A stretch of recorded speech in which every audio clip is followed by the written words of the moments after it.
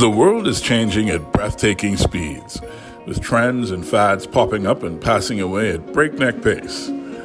Against that backdrop of nearly constant upheaval, we welcome you to the Sunday Scotch Society. Over delectable, sumptuous scotches and with the occasional good cigar in hand, we have open, honest, and uninhibited conversation about whatever strikes our fancy.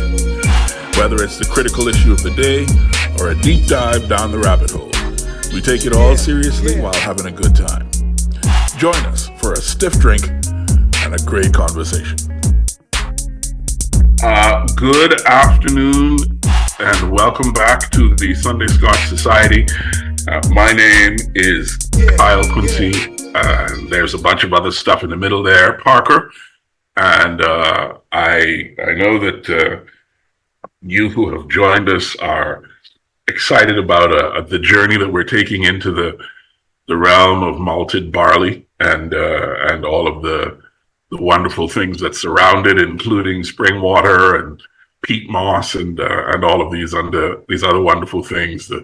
The oak barrels and the sherry and the different elements that come together to create the dram that we are so excited about here on the Sunday Scotch Society.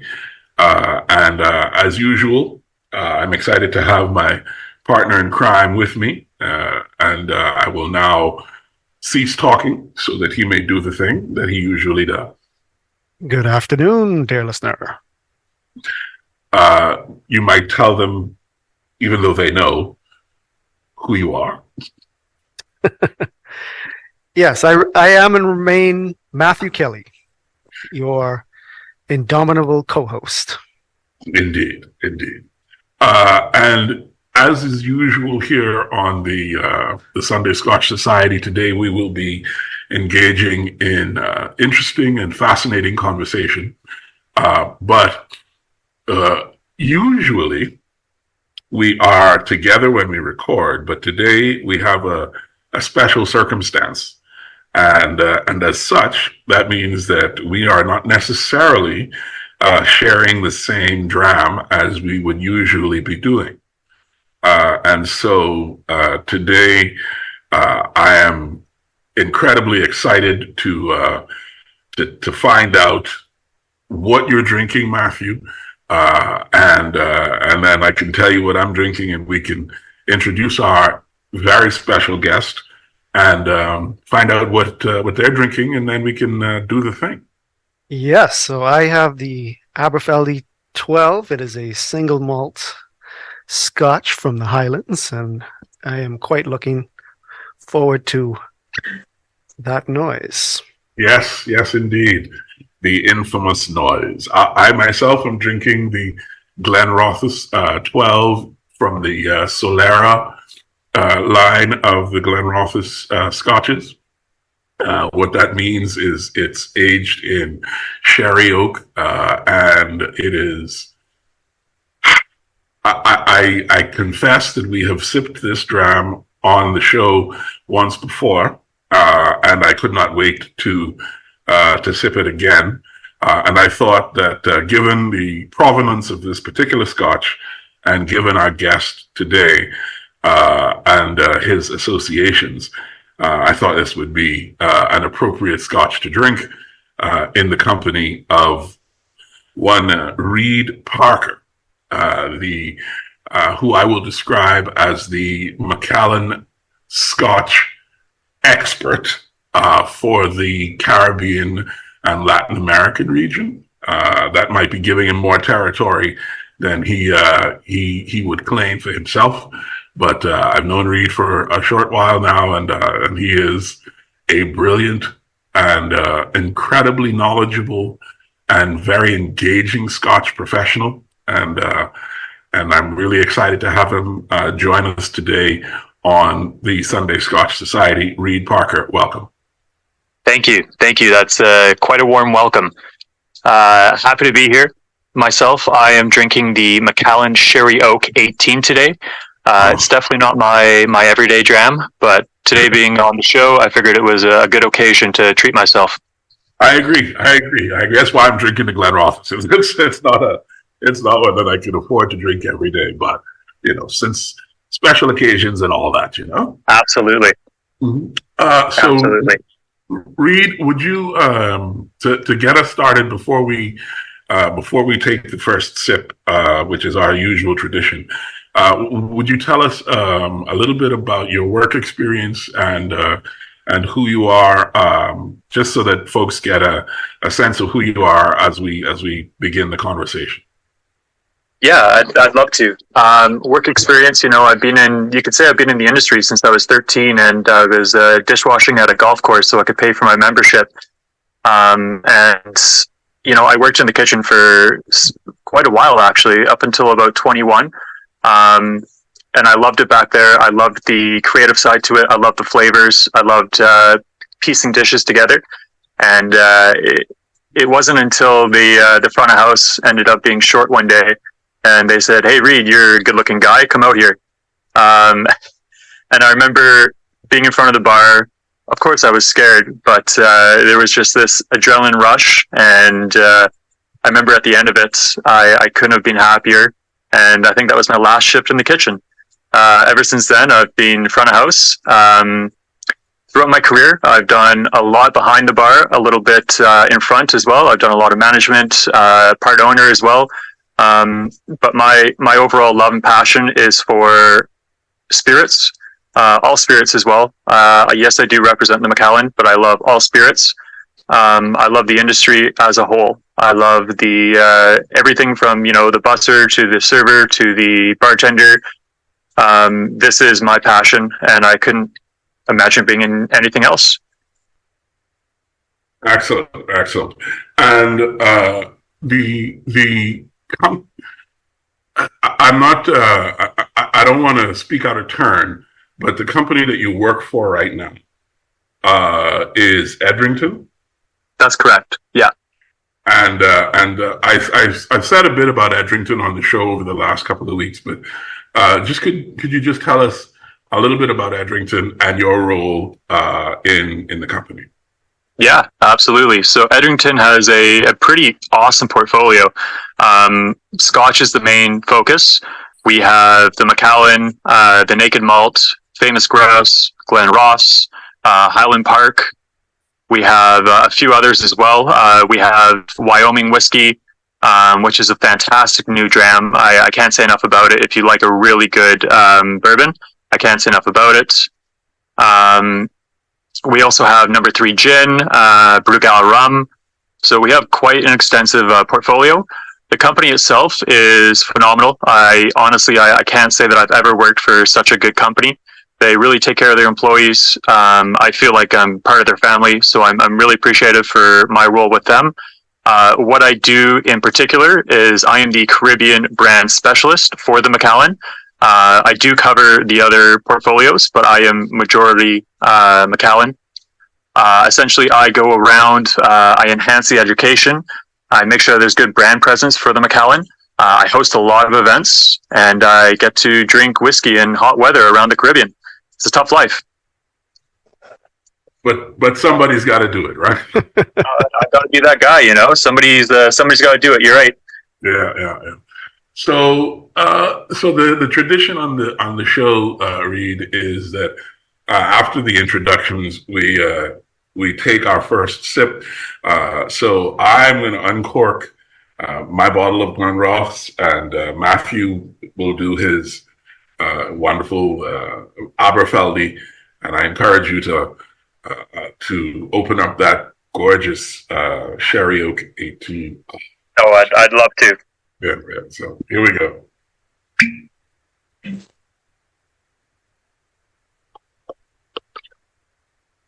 The color is just beautiful.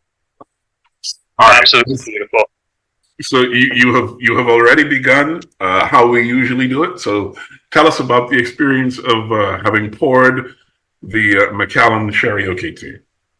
Well, the first thing that I always look at is the legs and essentially the natural oils that the whiskey brings. And Macallan is just so well known for their extensive, beautiful velvet oils. Essentially, we get that from the small stills that we use. We use some of, if not the smallest stills in Scotland. And the reason why we do that is to enhance this natural oil. It does a lot of things. It not only coats and protects your mouth, it also helps us withstand the time in the barrels as well. I mean, we just released a 82-year-old whiskey, and that's pretty amazing when you think about it, because that's a lot of time in wood. And these natural oils help preserve the whiskey. So that's the first thing that I always look at. Of course, next I look at the color. For me, I see this beautiful red, almost mahogany. And it's very clean. It's a very clean whiskey. There's certainly no faults that I can see. When I come in, do you want me to go on the nose as well? Yeah, I mean, I think that's the natural next step. Yeah. Yeah, absolutely. So the first thing that I love to do is I just want to wake up my nose. I don't really dive into it looking for certain characters. I just want to kind of stretch up my nose. Once I have done that, I kind of dive in there for a second time. I'm looking for essentially what the Macallan stands for, those really nice dried fruits.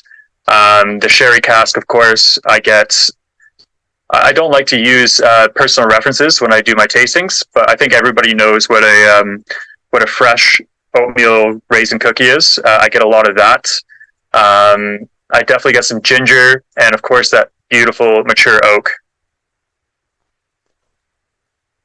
Yeah, it's having had the Macallan Cherry Oak 18.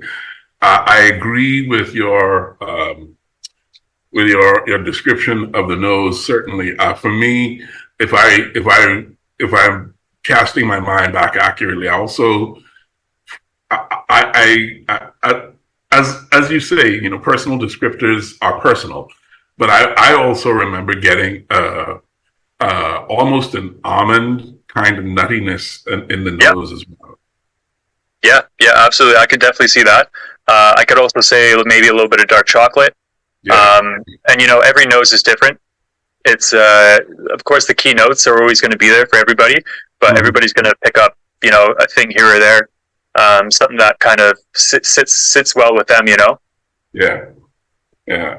And for me, with the Glenrothes 12, the overwhelming first sort of sense that I get is almost vanilla and strangely not watermelon, but a different kind of some kind of almost a fruity melony flavor as well. And then there's that the sherry and a little bit of I don't want to say.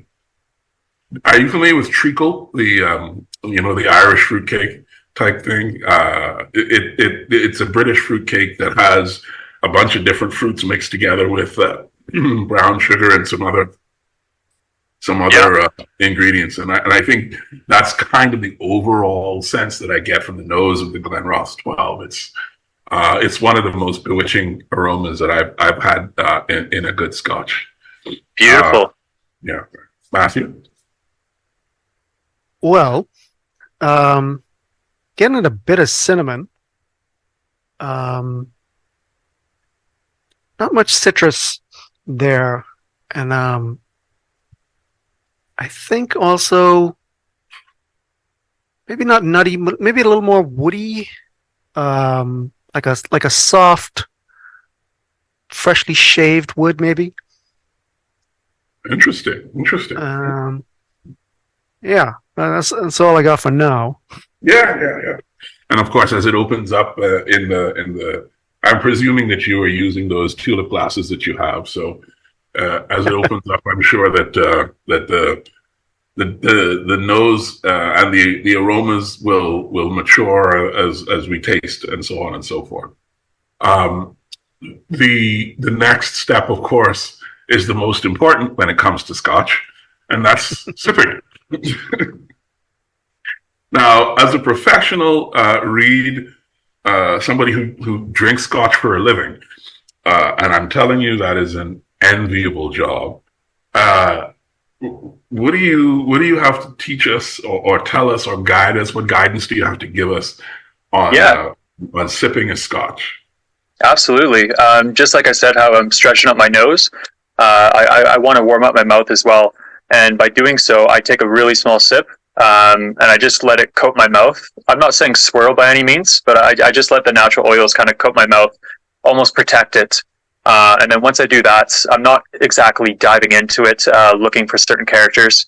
Yeah, I am just, I guess, gearing up my mouth for diving into a delicious dram. For the Macallan 18, it is very, very friendly. Very, very friendly. These natural oils in here are just velvety smooth. I've already had a sip, and 30 seconds after having that sip, I'm talking to you, and I'm still tasting these the beautiful, beautiful notes of mature oak. Definitely raisins, sultans. I would say like a ginger syrup, and almost like a Christmas cake as well. Just those beautiful baking spices with those dried fruits, and of course the amazing barley that they use. Everything is just, it's a marriage. It's a marriage between all of these beautiful notes, and it comes together so well. It's truly a remarkable dram. Yeah, yeah. The Glenross gives me candy, but not sweet candy, and not overly sweet anyway. I mean, there's a hint of sweetness to it, but you talk about the natural oils. They're certainly coating the tongue and guide it. It almost feels like there's a layer guiding the Scotch down the esophagus and whatever else. You get that warm blossoming going through the lungs and that kind of feeling, right? But yeah, in terms of taste, there's vanilla. There's that certainly came through from the nose, and as you drink, as I am drinking it, that aroma is echoed in the flavor, as is the melon, a little cinnamon, a little, like I say, that treacle, the fruitcake type flavors. Those are definitely there. On the tongue, there's also sort of a butteriness. I don't know how else to describe it, but that's something that I usually associate more with bourbon. But there's definitely a butteriness here with the Glenross 12 for sure. Beautiful. One thing that I really like about Glenross is that they stay true to tradition. They're also in the rare majority that don't add any coloring to their whiskey. They get everything just from those beautiful barrels, and I always look at that kind of stuff as organic. Mm-hmm, mm-hmm. Matthew, I as a fan of the Aberfeldy 12, I cannot wait to hear your description, especially given that the first time we tasted it together was quite some time ago. So I'm curious to see how your experience of it in the mouth is different now than it was way back then. Yeah, so it comes in with that cinnamon, almost cinnamon candy, but not in a bad way, feel, with that delightful, for lack of a better word, burn. But no butteriness here. I'm not sure if that's something that you experienced or not. But something that stands out to me that is kind of surprises, very pleasant grass. And this bit, I don't know if that's anything that you've experienced, but it's certainly a pleasant surprise to me. Mm-hmm. Overall, the flavors are a bit sharper and cleaner than something like a bourbon, I think. There you go. I don't remember grass, but as Reed is saying, every taste is different. So I'll have to go find my own bottle of the Aberfeldy 12 when this is done and sip it to see if there's any grass in there for me. Yeah. Reed, there's some similarities between the way we've all described these single malts. And I think that is one of the areas of not quite difficulty that some people have with this particular drink, but it is cause, I think, for some hesitation sometimes, right? People don't know what it is they're supposed to be tasting or how one Scotch is different from another. Yeah. And so I want to get into the difference in Scotches, particularly single malts today, with you just a little bit. I know, for instance, that the Aberfeldy is the personal distillery of the Dewar, John Dewar, if I remember correctly. That is correct. Yeah. That's his hometown. Is that right? I think. Yeah, in the Highland. Yeah, yeah. So Aberfeldy is a Highland Scotch. Glenrothes is a Speyside, and so these are different areas in Scotland where the Scotch is produced. And in wine, we talk about terroir, where the earth that the grapes are planted in and matured in, and the nature around them, whether that's sunshine, whether that's rainfall, whether that's wind conditions, whatever even elevation, right, make such a difference in the taste and quality of the wine. And I wonder if that is similar or true at all in the Scotch world. Yeah, yeah, absolutely it is. The water you use is the biggest factor. Macallan being on the Spey, it's amazing we have this beautiful natural spring water. I think that's a huge factor to the success that we have had. But everywhere that you go, regardless of the region, even if you're just going down the road, it's going to be a completely different Scotch. Everything that you mentioned has big factors, just like it does in wine. It does in Scotch as well. So is it as a one of the things that people who are talking to me after they listen to the show, one of the things they talk about is wanting to develop not expertise but knowledge on how to really appreciate fine scotches. My view is you just drink them, right? Because at the end of the day, it's a drink. It's something that you're supposed to put in your mouth and enjoy one way or the other, right? But Scotch has such a defined culture around it, and I guess I want to ask. And Matthew, I'm sure you have your own questions, but my first proper question for the show is, where does this culture of Scotch come from in your experience, in your view? Well, it goes back hundreds and hundreds and hundreds of years. I mean, the term aquavita is essentially based around Scotch. It has gone through tyrantic kings. You look at the names with Glen in it, and most people don't know that they have the word Glen in it because they were actually producing Glens and covered, so they were actually able to hide their distilleries from tyrantic kings. Scotland's gone through numerous wars, numerous hardships, and I truly believe that if it wasn't for the desire to create good products, Scotch wouldn't be here today. And it's a series of hard decisions, and I think they made the right decision every time. During Prohibition, everybody was affected. Scotland, extremely affected. Macallan especially. I mean, us back in the day, like before, I'd say around like the 1870s, 80s. We were based on blended. We would give our products to the distilleries around us. And it wasn't until about 1826, when times were really tough, that a beautiful person decided to keep some family barrels, and we decided to start aging them and having private stock. And then you look at what that's done for us now. It's pretty amazing. it seems like Scotch is almost like a family business, right? The Absolutely. Back in the day, yes, absolutely, it was.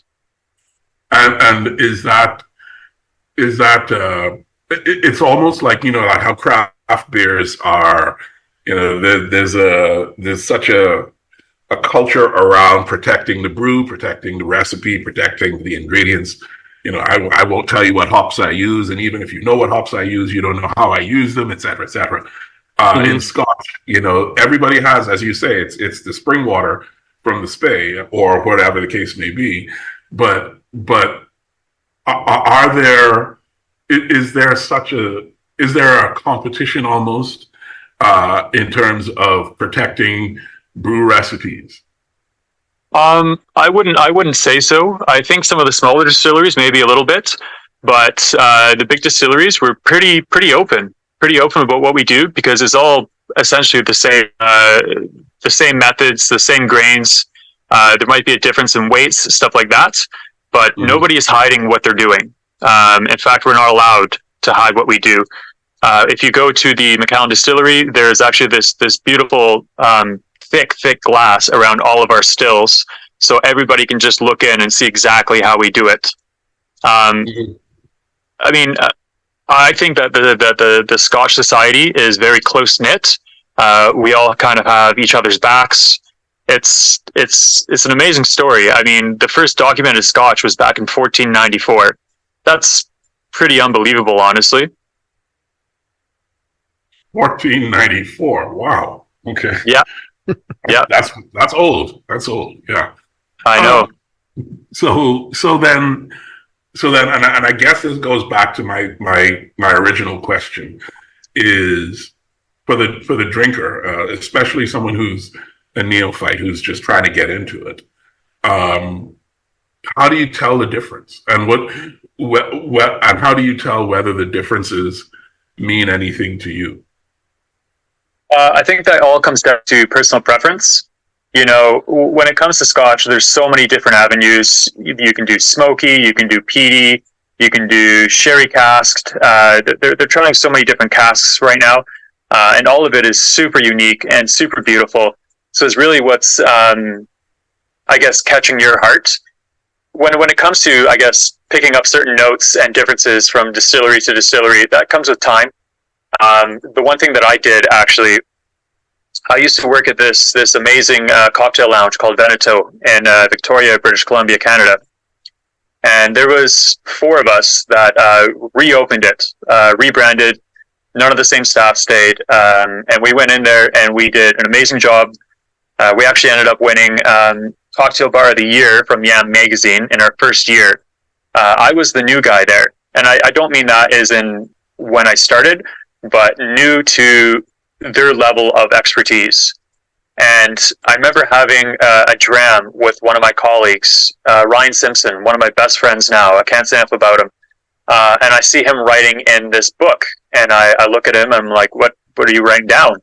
And it's his. You could call it like his whiskey Bible or his flavor Bible. And essentially, every whiskey that he tries, he's writing down notes, what he's getting, if he liked it, and it goes down to the nose, the palate, the appearance, and he would flip through his notes and he would compare the whiskeys. You know, if he feels like he's picking up a certain note, he would actually flip through his book, and he was able to relate what he was tasting to a certain whiskey, whether it's in the same region or not. It was documented. So that was what I started to do, and every day I would pick a bottle off the back bar. I would learn about it.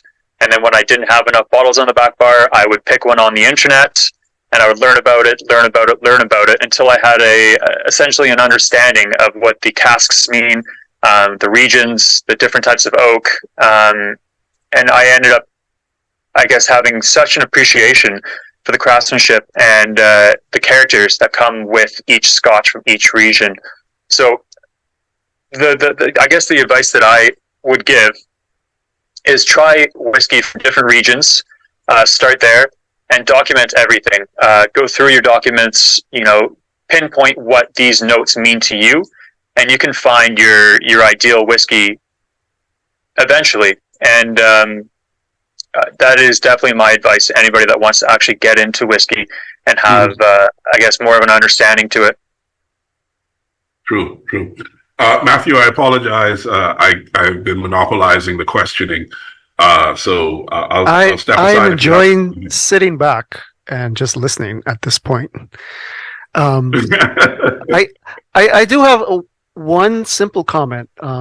In trying to learn more about whiskey and Scotch in particular, I stumbled across a YouTuber called Ralphie, a Scottish guy who, basically reviews whiskeys, a lot of small batch. But the pertinent thing is that he was describing how in his father's day, he would walk in, if he wanted something special, he would walk into a bar and, they may give him a Walker or whatever and tell him this is what it is, and he'd just have to accept it.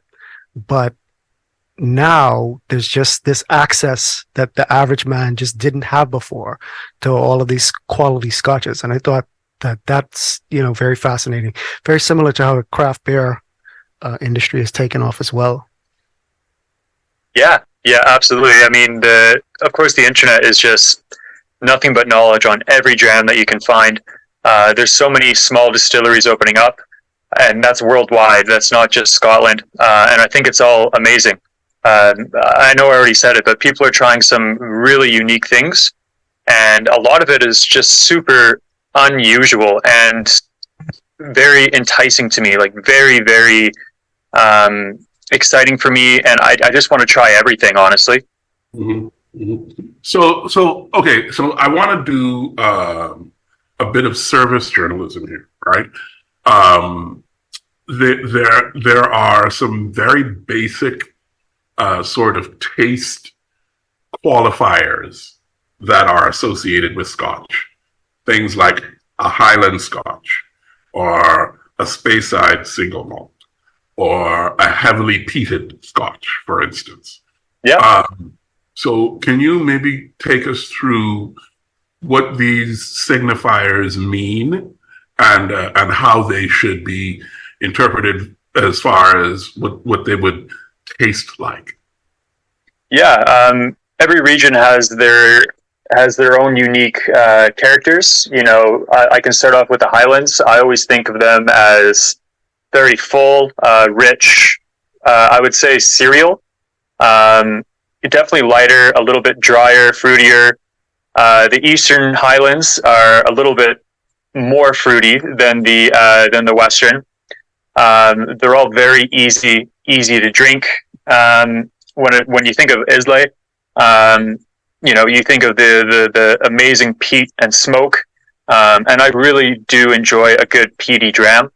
It's just you have to be in the mood for it. If anybody hasn't had peat and they have something like a Lagavulin or an Octomore, it is very unique, and you have to get it. You can't just jump into those big peaty scotches, or maybe you can. Maybe that is what your palate is craving. Every region is just completely different. What else would you like me to describe? Can you give me the region? What else would you like me to? So yes, we talked for instance, both the Macallan and the Glenrothes Speyside whiskies, right? Well, that means that they are made along the Spey River. That's correct. And so you talked about Islay. You talked about what like the Talisker, for instance, Mm-hmm. There's a couple of different places where there are sort of Scotch experiences that are really super unique. Absolutely. Yeah. So let's go back to peat though, because I that was one that I really wanted to make sure that our listeners understand. Yeah. Peat is what exactly? So peat is. Sorry, 1 second. Peat is essentially, it's almost like a moss. It is a very earthy. I'm trying to think of the right word. Trying to think of the right word to describe peat. I say dirt with smoke in it, but It's very, very, very earthy. It is very intense and very, very strong. One, I used to work with a gentleman, and when somebody was asking what's peat like, even though that the flavor profiles are nothing alike, they said, when you put wasabi on your sushi and it's that big blast of flavor, that is essentially what peat is. So how does it get into the Scotch is what I'm asking. Sorry, say it again? Sorry. So yeah, how does the peat and that big peaty flavor get into the Scotch? It's actually burnt. So it's burnt underneath. So when you are doing your green malts, the peat is actually roasted underneath it. Yeah. So something like the Octomore or as you say, the Lagavulin 16, which is a famously intense peaty Scotch, right? That is what is happening as the barley is being malted, the peat is being burnt underneath. That's correct. And is it correct? My understanding is that burn is actually to stop the malting at a particular point. Yes, which is going to affect the flavor profile. Yeah, you could say it's like a smoky flavor, and it's essentially released by peat fires, and it's used to dry malted barley. All right. So when I guess what I'm getting at is for the person who is looking at a bottle of Scotch and it says peated Scotch or heavily peated or lightly peated, what they're looking at is an indicator that this Scotch has a very smoky flavor to a greater or lesser extent. Yeah, absolutely. You could say smoky. I think that's a good way to break it down for somebody that's just getting into Scotch. Of course, there is legitimately smoky Scotches. Peat's a little bit more, as I said, earthy, mossy. I don't want to say dirty because that's not an appealing word. And I mean, peat is beautiful, but it's a very gritty smokiness. I the first time I had a Lagavulin 16, I felt like it was almost medicinal, and I couldn't wrap my head around it. Honestly, I was like, "What the heck is this?" Yeah, and it's a blended Scotch, but the Peat Monster, the Compass Box Peat Monster, is something that I've forced Matthew to try. And I'll let Matthew talk about his experience with that. Yeah, the Peat Monster is pretty beautiful. I really enjoy that one. I also enjoy the Octomore. The whole series, actually. Those are big peat bombs, but they're just delicious. Yeah. Matthew? I'm working my way up there. My palate is not there yet. Yeah, I get you, buddy. I get you. But you did enjoy the Port Charlotte, though, didn't you? Yes, that was very nice. Yeah, I don't know. They're all so different, and it just takes a lot of time to experiment and contemplate. And the whiskey taste journal is a great idea. I think I'm gonna break out one of these notepads just for that. Absolutely. Yeah, I still have mine actually throughout the years, and I every now and then I like to flip through it, and I can also see how much I progressed. When I first started, it might have been a line or two, and now I can write a novel on what I'm tasting, what I'm seeing, what I'm smelling. It's kind of cool to look back and reflect on that. And I heard you mention the Port Charlotte. I have to say, Brookladdick is one of my go-tos. The Dark Arts series is just phenomenal Scotch. Yeah, it is. It is. So I have it feels like a confession, but it makes such perfect sense for all of it to be in the same family. But like Edrington has like three of my all-time favorite scotches in its portfolio. The famous Grouse is maybe my favorite blended scotch of all time, especially the Smoky Black. I was going to say, you probably like the Smoky Black, don't you? Oh my God, yeah, I love the Smoky Black. The Highland Park Magnus is, yeah. I think Matthew will agree with me. So one of the things that I used to do is at a place here in town called Crypto Isle. I would have whiskey Wednesdays with a group of fellas and just have them come and try a whiskey and some cigars, right? And of all of the whiskeys that we tried at Whiskey Wednesday, I'm pretty sure that the Magnus by Highland Park was by far the best received of all of those scotches. Matthew, would you agree with that? It's definitely top two, and I'm reaching for what the other one was. So by default, King. Yes, absolutely, absolutely. And of course, you know, I, as a single malt drinker, the Macallan, I am a Macallan fan, and I kind of want to save the last couple of minutes of the show to talk about Macallan, but I didn't want to be overly biased with my Macallan fandom. Matthew, before I jump in onto the Macallan, is there anything else you want to jump on? No. Let's dive in. Mm-hmm.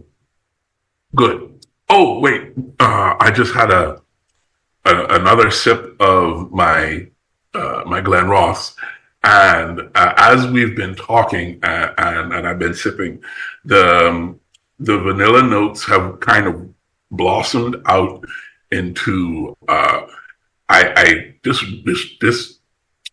this is weird to me, but a much richer fruit, almost like a banana. You know, and it's just really, I love how it's developing as time goes. Yeah, absolutely. You know, just like wine, whiskey definitely does open up with some fresh air. And even adding a couple drops of water to any of your whiskey, there's nothing wrong with that. It brings in a completely different experience, if you ask me. Yeah. Actually, before I jump in on Macallan, you raised a question that has caused horror in the minds of some of the people I know who are single malt drinkers, and that's this idea of cutting your single malt either with ice or with other mixers. I had somebody the other day ask if they would mind if I mixed Macallan 12 with tonic water, and after I revived myself, I was like, for the purposes of this conversation, absolutely not. But the reality is, well, let me not say what the reality is. Let me ask a question instead. As the Scotch professional, what are your thoughts on mixing single malt Scotch? You know, one of the things that I like to pride myself on is not essentially selling Macallan, but providing a Macallan experience. And if your Macallan experience means you want to put tonic water in your Macallan, then feel free. If that's how you're going to enjoy it, that's what we make it for. We make it to be enjoyed. Mind you, if we're opening up like a 1926 or something like that there's been, a lot of history and effort and just blood, sweat, and tears into those drams, and you ask to mix it with tonic water, I might kindly mention it's probably not the best thing to do. But however you want to drink your whiskey, drink your whiskey. It's not up to me. I like to drink my whiskey neat. I always have, always will, up until about 47%, and then I'll maybe add in a drop here and there. But that's only to open up the dram. I've always looked at high ABV as almost salt, just like a chef would put salt into a dish. I think that little bit of heat is essentially there to balance out the dram. That being said, if it's a little bit too hot for your mouth, then you're not going to enjoy the dram. You don't have to be a hero thinking, oh, I shouldn't put water into this. You can actually you're helping yourself enjoy the dram. So if that's what you want to do, then by means, please do. As long as you're enjoying it, that's all. I think that's all a whiskey professional will care about. Just enjoy it. Matthew? And Kyle Quincy Parker will judge you silently in most cases. Silently, but very, very, very harshly. Absolutely, yes. I'm with Reed. So the beautiful thing about the Macallan, in my view, is, well, one of the beautiful things about Macallan is the history and the sense of the historicity of the brand, and how it is sort of woven into how the Scotch is sold. For instance, the Reach that sold for $2.7 million. That was the Fine and Rare 1926. Right. Sorry. That, to me, I have a number of friends who are, either well off or on the way to well off. And the question was, why in the world would you spend $2.7 million on a bottle of whiskey? Yeah, it's a piece of art. First of all, not only that, but it's a piece of our history. Back in 1926, I think I already mentioned a little bit. We were going through tough times, and the owner at the time, Nellie, who is Roderick Kemp's daughter. Essentially, Roger Kemp was I don't want to say the only reason, but he's a big reason why we started doing seasoning our oak casks with sherry. His daughter took over the company when he passed away, and there she is with about 7 other widows employed.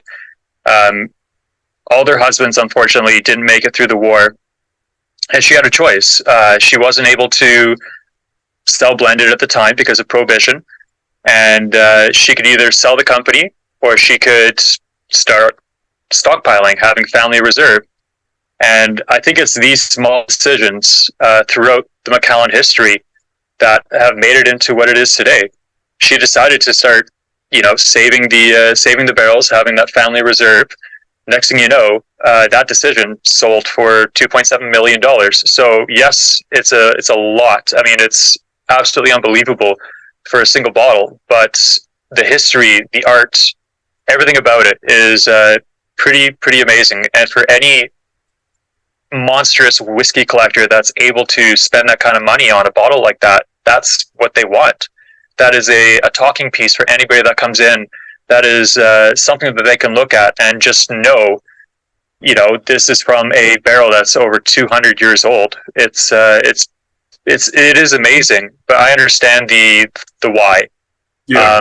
I guess being a whiskey lover myself, I do understand the why, and if I was able to do it, I would, without a question.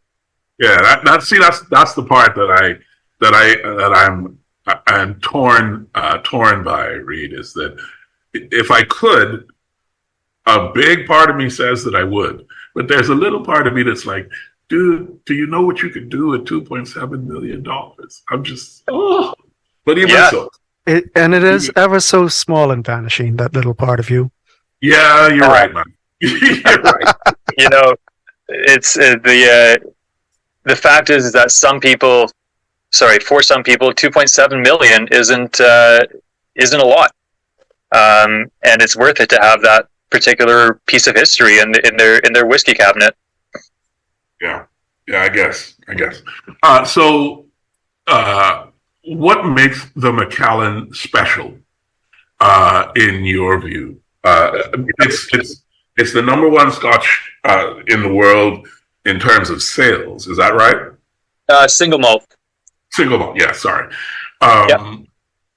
Why is that? And what makes the brand so special in your view? Well, there's a lot of things. I think what we're most proud of is our oak casks. Most people don't realize that we don't send our wood through the kiln. We actually air dry it. So whether it's in Ohio or for our American oak, or it's in north of Jerez, for our European oak, we actually cut down the tree, lay it there to rest for a year, let it air dry, send it off to Jerez, the birthplace of sherry. We let it rest for another year. So before we even think about forming the barrel, it's been air dried for 2 years. We season it for about 16 months with dry Oloroso sherry. By the time that we're thinking about putting new make in there, it's already 3.5 years old. So the way that I look at, the Macallan 12 is, yes, it's only 12 years old, but it's an accelerated 12-year because we didn't send it through the fire and we didn't close off those pores that give this natural color. I think what I was shocked at when I kind of dove in more and more and more into whiskey is how rare it is that there is no coloring added to a dram.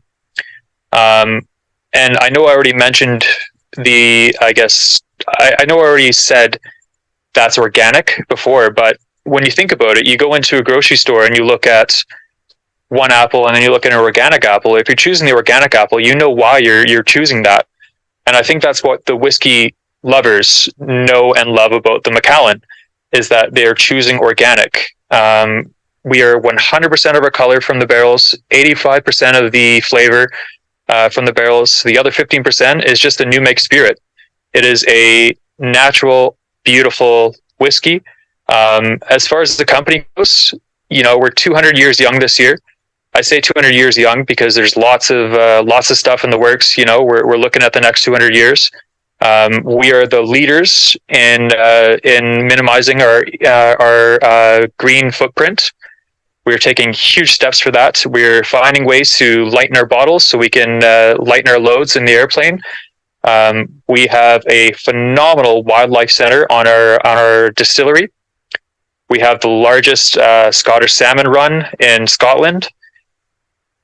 I think what I'm trying to say is that Macallan doesn't really cut corners at all. We never have, and we still don't, because we want to stay true to what Alexander Reed did 200 years ago when he founded the Macallan in 1824. We're also that beautiful luxury company. I say company, like, yes, we're a spirit, but we also pride ourselves on being a luxury company.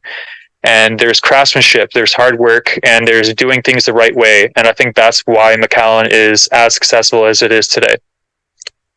And the concept of luxury when it comes to something like single malt Scotch doesn't always automatically translate to price, but there are some Macallan Scotches that, aside from the fine and rare 1926, are pretty hefty price. Is there a bit of romance in the pricing as well, or I guess just talk a little bit about the luxury aspect of the Macallan? Yeah, we've kind of taken a step towards that luxury. Well, I don't want to say taken a step. We are in that step of a luxury company. We only have so much that we can give out. We are in huge demand. I mean, if we wanted to, we could send everything off to Asia and it would be bought up instantly. Being in the Caribbean, we have a phenomenal allocation. We get stuff here that is really hard to find in the United States. There's only so much of it that can go around, and that definitely affects the price. And as I said, even though it's a 12-year, it is an extra 3.5 that we spend aging that wood properly, and that's a very, very monumental thing to consider. Is that instead of aging it for those 3.5 years, we are just creating that wood properly. So, Reed, the last thing you said about things you can get here kind of triggered something in my memory. You were here in Nassau a couple of weeks ago, and you saw a bottle of the Macallan, and you bought it here. That's And correct. I kind of wanted you to tell, I guess tell that story as well, just to explain that what we have access to here, especially here in the Bahamas, Yeah. is maybe something worth noting.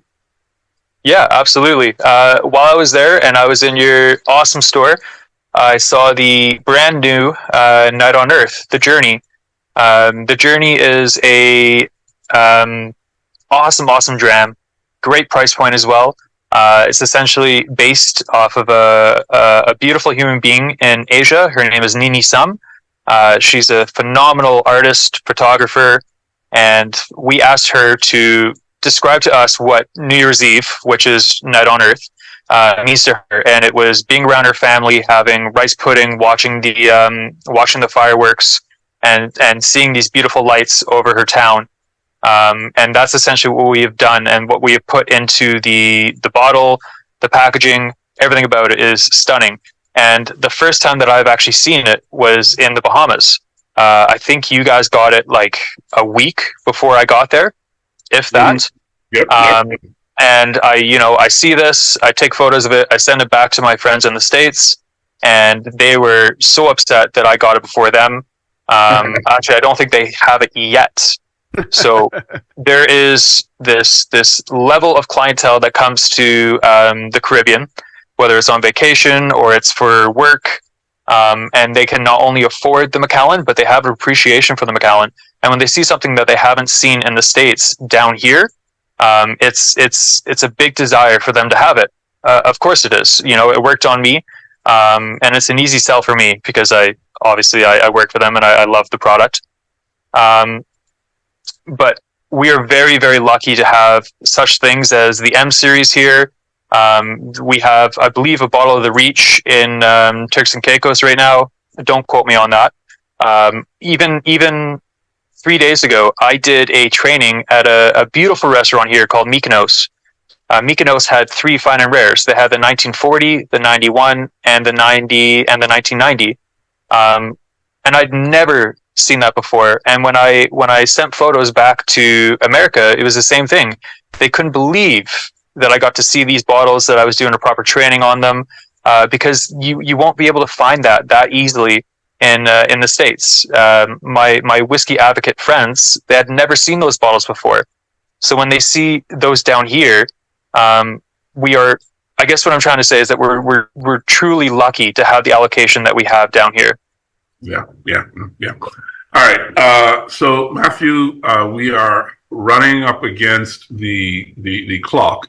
So I want to give you the last couple of minutes to ask Reed or say anything to Reed that you wanted to say.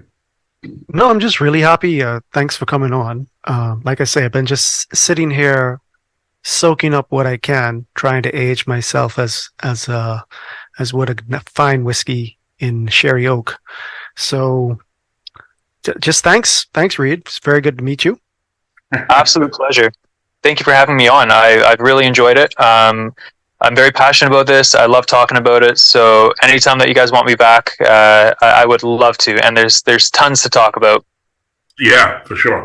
The question for our next get together, Reed, is the certified Scotch professionals, right? You are engaged in a process of earning a certification to in 30 seconds. What is a certified Scotch professional? So it's a course in Scotland. There's many different levels to it. The first level is what I'm doing. I have full intentions to carry on to the others. It starts off with the Scotch profession and the bourbon profession, then the whiskey master, and then there's a level 2 and a level 3. Essentially, what the CSP, the Certified Scotch profession, is diving into the back of house, the distilling part, the history, the different regions, and the intense flavor profiles of all regions. The exam consists of blind tasting, written, verbal, a little bit of everything, multiple choice as well. It's pretty intense, but I can't wait for it. Excellent. Yeah, yeah. Actually, when you were talking about it, I decided I in a year or so I'll probably try it out myself just because Fantastic. I'm excited about it. Anyway, Absolutely. The Parker Brothers ride again. Thank you very much Yes, for your sir. time and energy. Really appreciate you, man. What a pleasure. Yeah. The last sip for me of the Glenrothes 12-year-old Solera range is approaching, and I will toast to you both and say that's Darovia. Cheers. Thank you so much. Absolute pleasure, gentlemen. Yeah.